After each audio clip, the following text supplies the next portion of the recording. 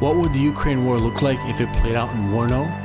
Well, no need to guess, as today we have 15,000 Russians facing off against 15,000 Ukrainians in an epic battle of willpower and attrition.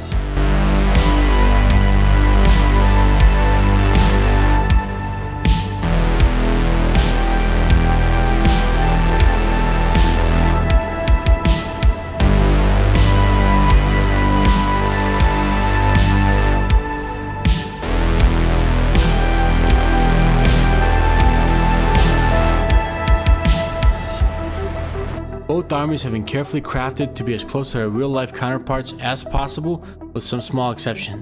Without further ado, let's get into this epic fight. Alright guys, 15,000 Russians in red versus the 15,000 Ukrainians in blue. Let's get into it. And we already see a fight in the middle. We see that the Russian helicopters engaging over here. Helicopter v helicopter fight. Two actually Russian helicopters. Very nice. I'm playing as the Russians in the middle over here. One thing I did wrong is I forgot that these helicopters were here. So they basically destroy my BMP-2s. I didn't have any anti-aircraft to fight them off. But I'm moving up the Strela system. But I'm getting whooped. Like, look at this, guys. Absolutely getting destroyed. And the Strelas are firing back. And we're scaring these helicopters away. So the opening bid did not go my way. I'm basically stuck at the bridge now. Look at all these forces just waiting over here. And you can see that they're moving up missile systems over here on the side too. This is a really good play over here. See the Su-25 backing off. Couldn't really get any traction. They are bringing up some Iglas as well, so it's a really good play. We have T-80Bs coming in. And they're basically trying to form a perimeter over here. They have a ton of anti-air troops. Ton of Iglas in here, so it's going to be really hard to get air in.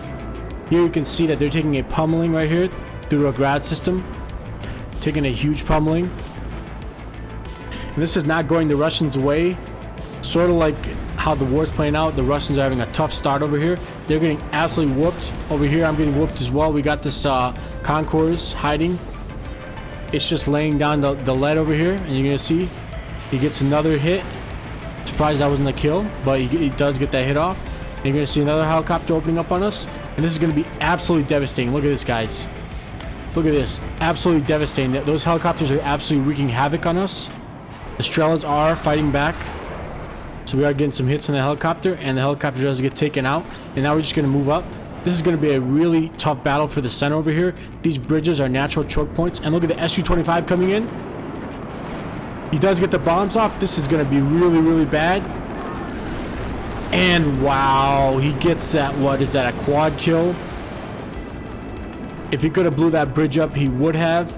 That was such a devastating move right there. Such a great play by the opponent. Ukrainians are basically having it their way. We have troops here that are basically huddled and just holding on for dear life. I don't have enough anti-air in the area, so it's going to be very tough. Over here, we got the Moto Strelki moving up, and they're taking some buildings in the middle area, which is very smart. Again, with these bridges, you have to establish a bridgehead first and then push out.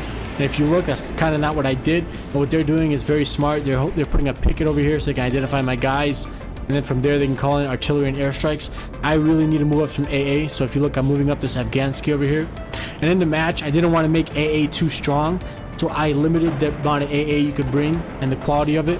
So you're going to see that that's going to be a bit of a problem. Here, we're taking down this helicopter. Mi-24 going down. He's surprisingly still up. But we're going to take him down. Good riddance to him.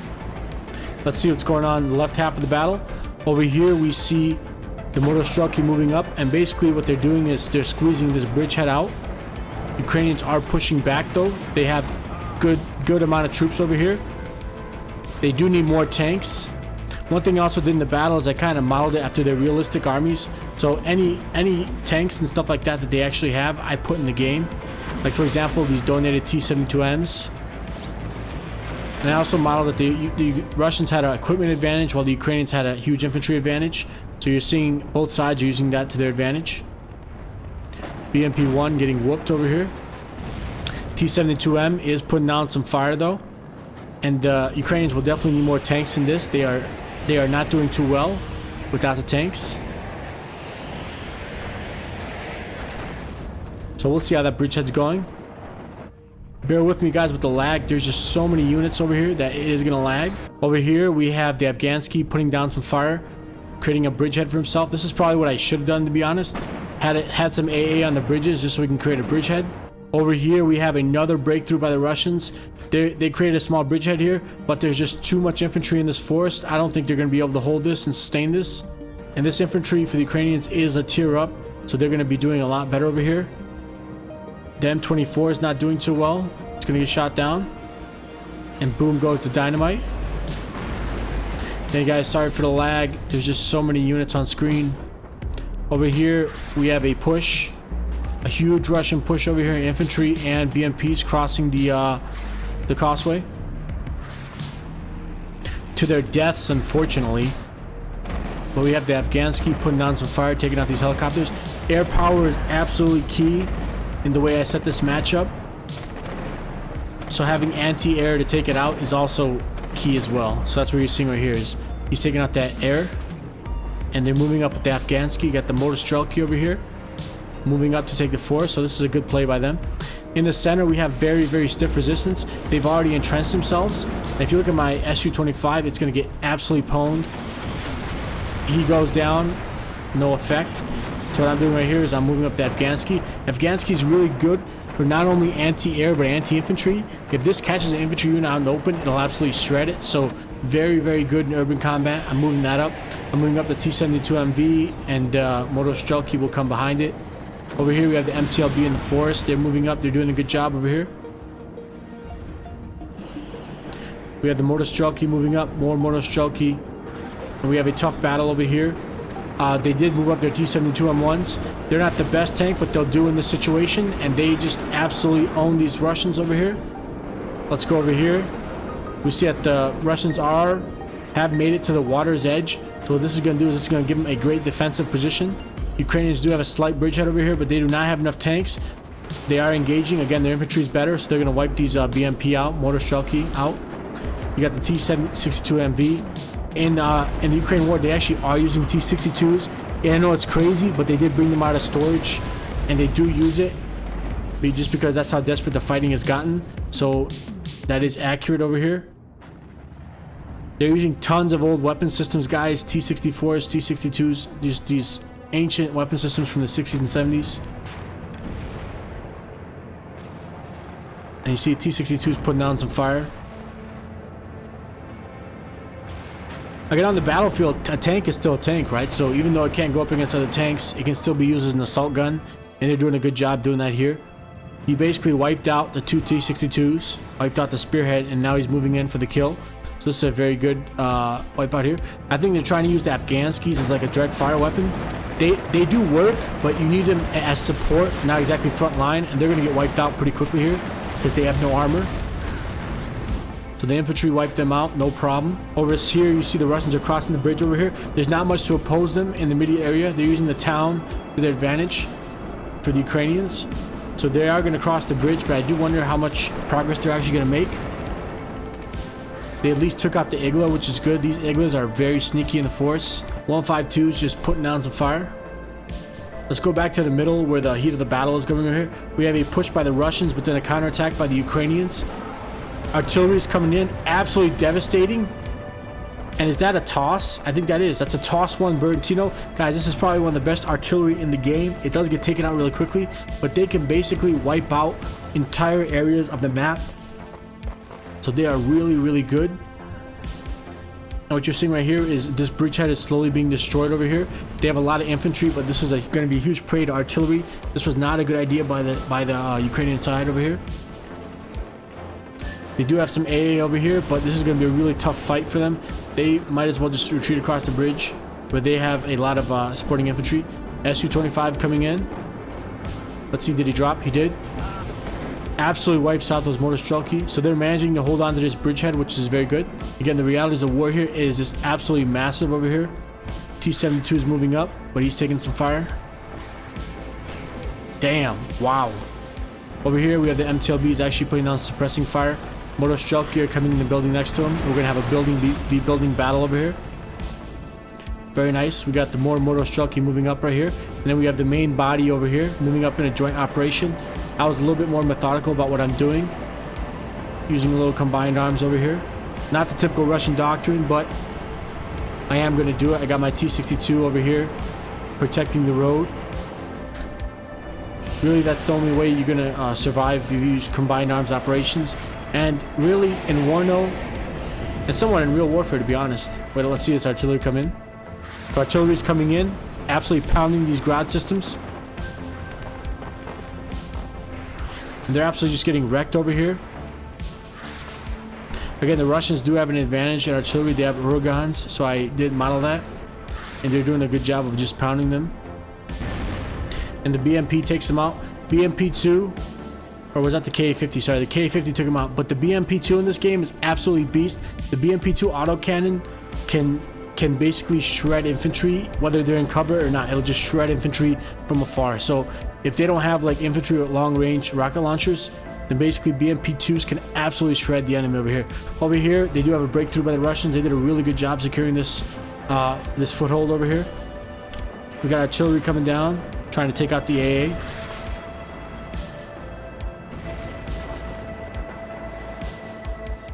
These ZU-23s are not good. You'll actually see them, the Ukrainians actually using them, you know, but that's probably like as a last resort, I'm guessing. You know, you don't have anything better, so you just have to use that.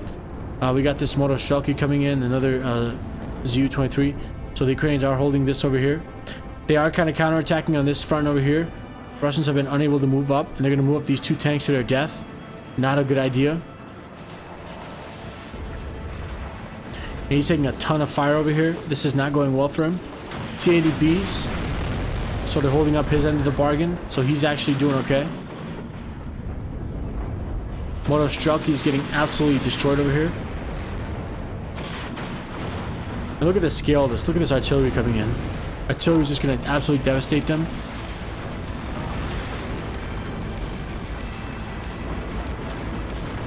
Those Uragan systems are pretty good. They can stun a ton of troops and allow you guys to assault pretty efficiently. Artillery is just absolutely devastating this area over here. Oh my god, man. This is crazy. They need to pull back, but they're not doing so. They're trying to hold out. The 152 artillery, I think, is some of the best artillery in the game. You can put down a lot of lead in an area, a lot of shells in an area. And you're seeing the Ukrainians are just stubbornly holding on over here. But this is not looking good for them. In this area, they're barely holding on. They just have infantry over here. This is really not looking good for them. Maybe they ran out of tanks, who knows? Over here, we got Motostrelki moving up. They're trying to hold this last bridgehead, but they're getting wiped out over here. We got the Medises over here. Motostrelki Metis, some of the best infantry in the game. Can basically tank hunters, to be honest. They're doing a good job over here, wiping these guys out.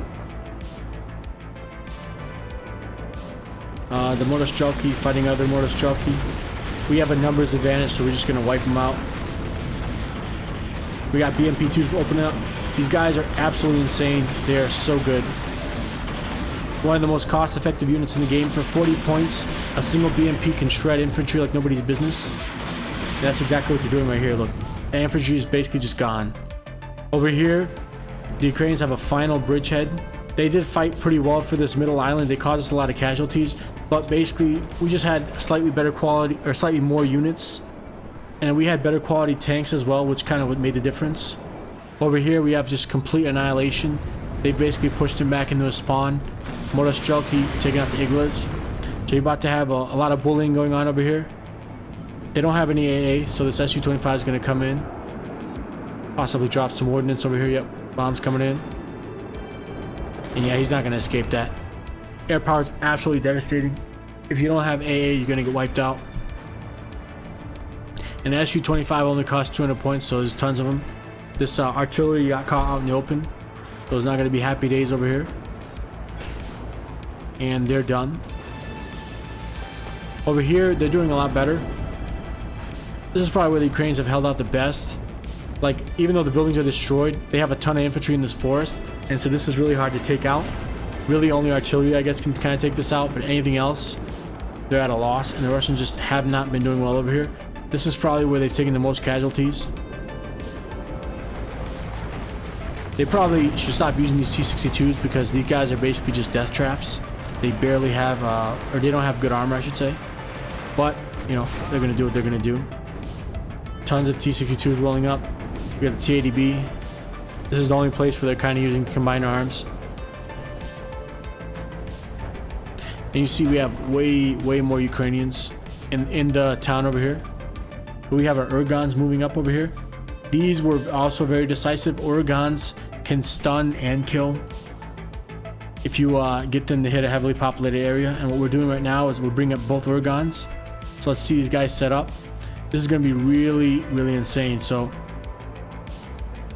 I'm aiming at the town over there, and we're going to see both Urgons are going to set up and fire. So let's watch them fire and let's see the devastating effect. The Urgon is probably the second best MLRS in the game. I think the N270 may be a little bit better, but they're still very good, and very accurate. So let's watch these guys fire. Takes a while to aim, so I'm just going to let these guys aim. Yep, we have liftoff.